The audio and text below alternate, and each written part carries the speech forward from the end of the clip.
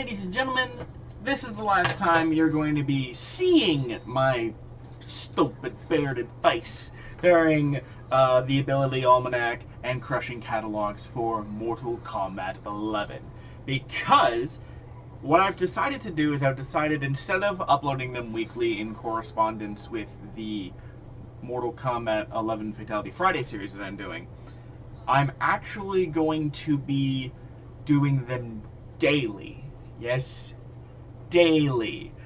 To just clear it through, to get it out of the way, because I figured that would have been the smarter thing to do in the first place. However, there is one thing to keep in mind.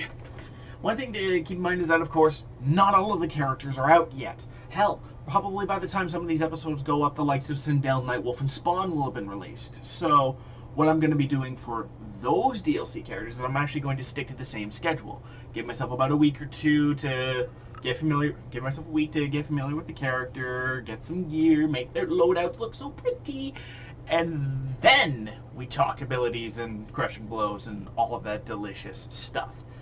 But for all of the launch characters, you're going to be seeing them crop out daily. So for those particular videos, what I'm doing, this is going to sound quite interesting and maybe a little bit nutty, is you're going to see the intro for the ability Almanac, and then just going to go right into it. Same with the crushing catalog. That's all I wanted to say. Don't forget to be awesome, guys, and I'll see you next time. But not in an ability Almanac or crushing catalog video. You'll know my meaning. Geras is one of the more interesting characters in Mortal Kombat 11. His combination of sand and time manipulation powers make him a very unique combatant indeed. And one of these examples is in the powerful Sand Pillar ability. Alongside his Sand Trap ability, which allows him to cause a low that smashes people, he can gain a second mid-ranged option in the form of a Sand Pillar that has the same sorts of ranges as his Sand Trap attack, which would be very far, normal, and close. He can also amplify this to cause a slight delay before it erupts. Now, this may seem like a very odd thing to have as a meter burn, but the reason behind it is simple. Suppose that I'm at starting range, and let's say I do close Sand Pillar. I can actually drag the opponent into it for potential setups and use it to stop delayed wake-ups, because I can set the hourglass on top of the opponent. And then wait for them to wake up into Sand Pillar. Now, another ability he has is called Stepping It Back. This is a unique ability costing 2 slots, and it's a good example of his time manipulation, where instead of, say, his forward 1, leaving him here, his forward 1 will leave it here. It's a sort of augmentation to any simple basic attack. Any strings, like 1-1 or 2-1, or 4-2-1, sorry, will not work. Only normal strings, so standing 4, forward 2, down 4, that sort of thing. It's not an instant cancel, but it is enough to allow Geras to get some range. Now, this may not be advantageous against zoners, but against characters that like to be up close and personal, like Jax, this is actually a pretty good way to sort of keep your distance and set up your own dangerous ranged game. Time to move on to the next loadout.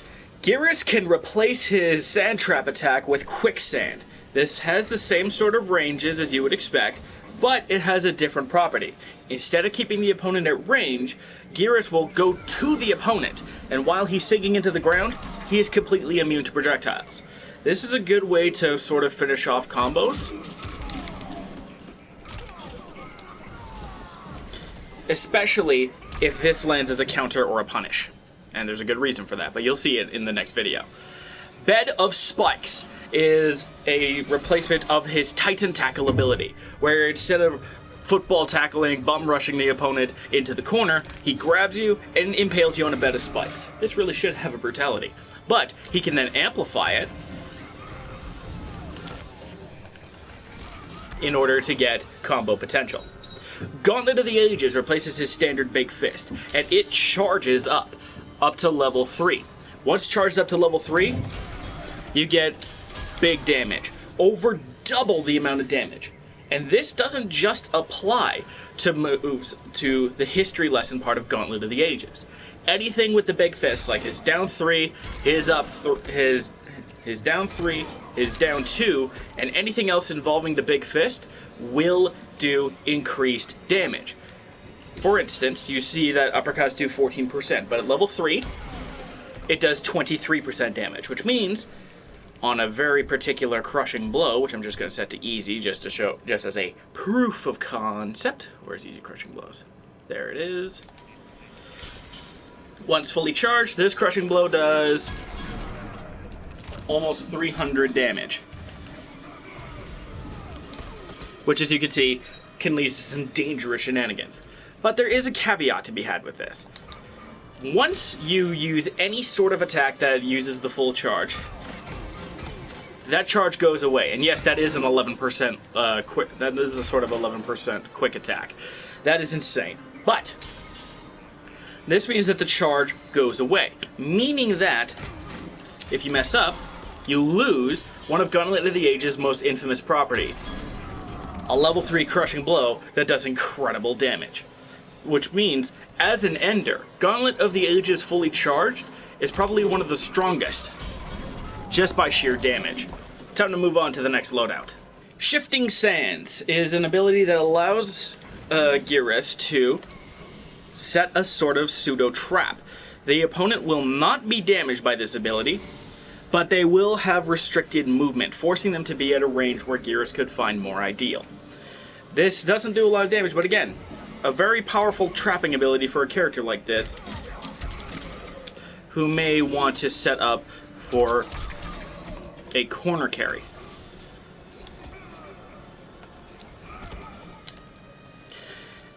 And then we have Lost in Spare Time, which you will not see the property of here, but it seems once per round, Geras can use either of these abilities to alter the time's clock.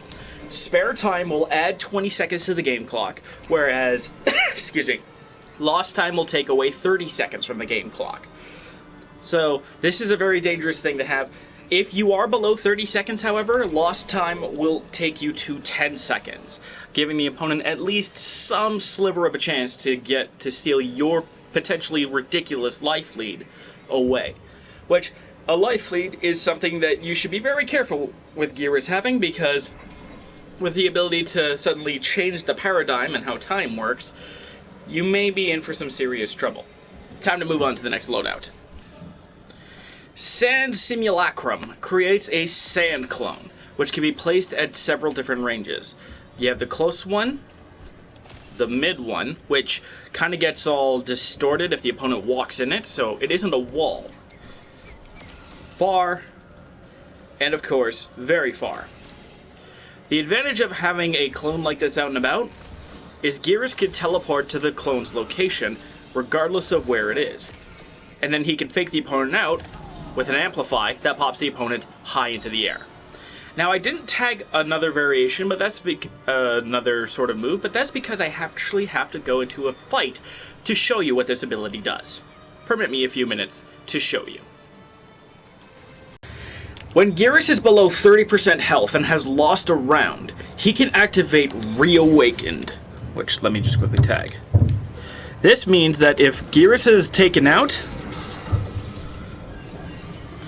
he reawakens with a small portion of health, allowing him to potentially make a comeback.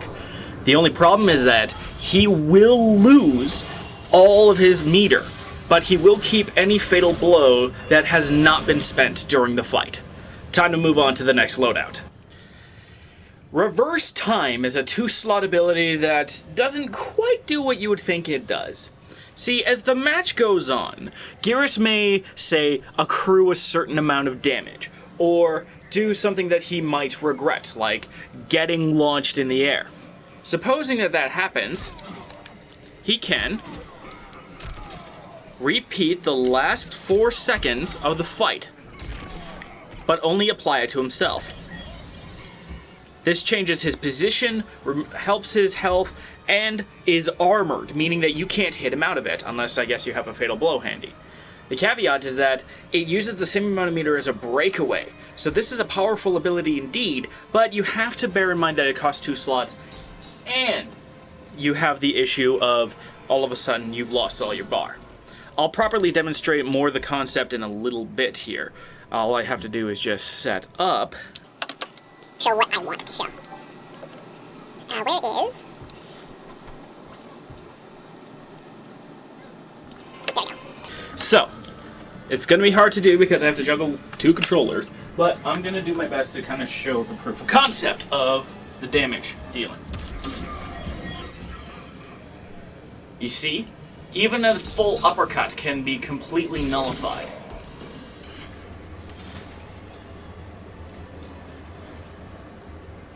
Reverse time is an interesting ability of Geras's, and easily one of the most powerful defensive tools in all of Mortal Kombat 11 in my opinion. What does it do? Well, it reverses time, but only for the Geras who uses it. I'll elaborate. As Geras shuffles around doing his thing in the fight, and say he makes a mistake, maybe he makes a jump that he regrets, he can rewind the last 4 seconds of what has happened to him during the fight. This is everything from any movement options,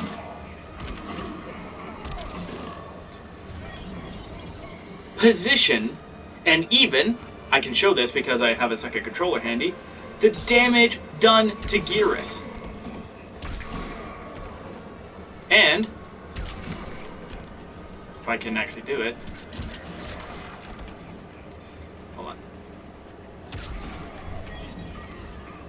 At a certain point, the amount of damage dealt and the launch state that he is put in. I can...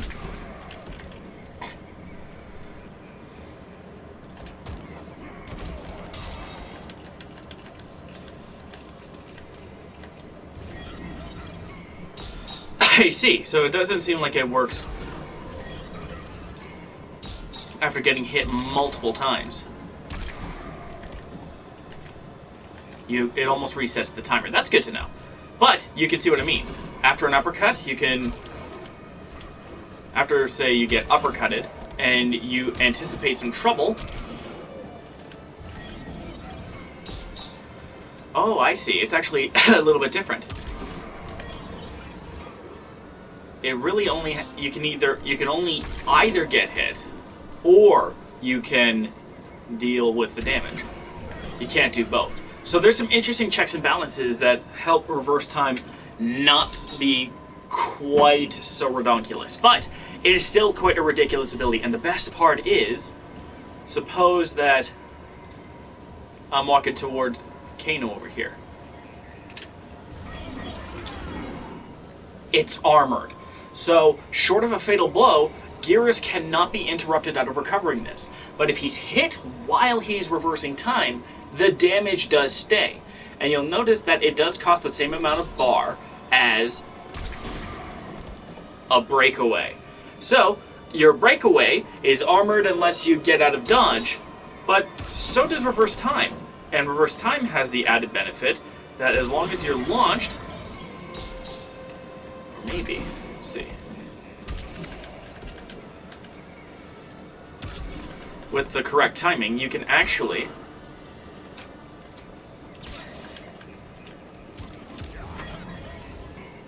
there we go. You can actually take away the damage done, but it looks like you have to charge at least a few seconds in order to get it to work. But it's only the last few seconds before problems start to occur. Now, we're going to show... you have probably seen it already, but in case you missed it, I'm going to show off Geras's Fatal Blow. That's not what I wanted.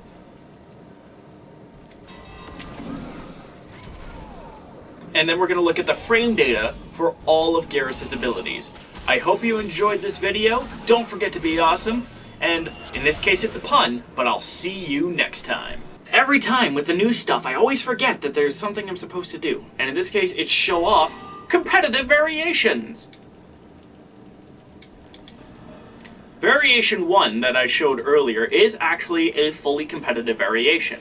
But here in the New Era variation, you gain access to Sand Pillar and Stepping It Back.